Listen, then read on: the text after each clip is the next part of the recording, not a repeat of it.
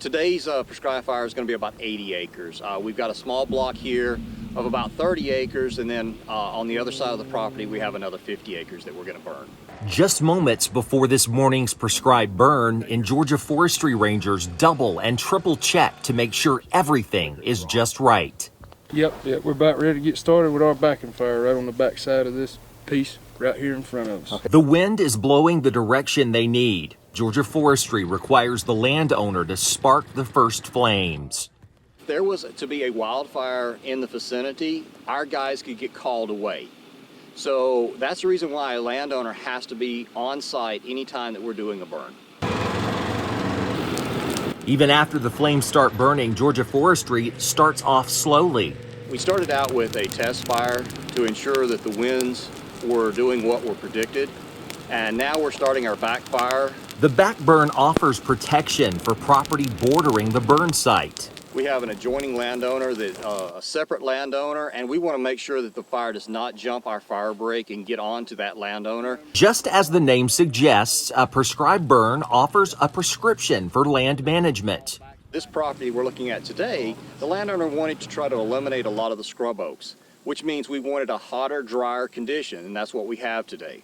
And for the owner of this land, Trigger Bow Ranch, Georgia in Taylor County, the burn's purpose is to help create a better wildlife habitat.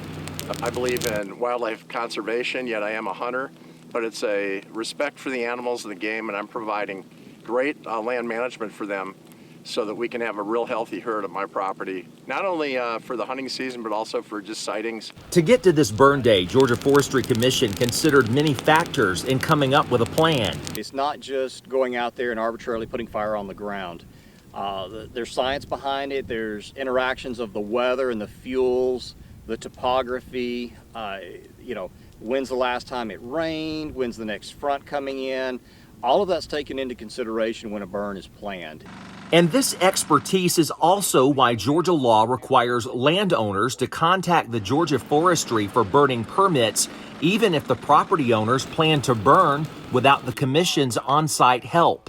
Georgia Forestry officials say that burning permits are more than just about following a rule.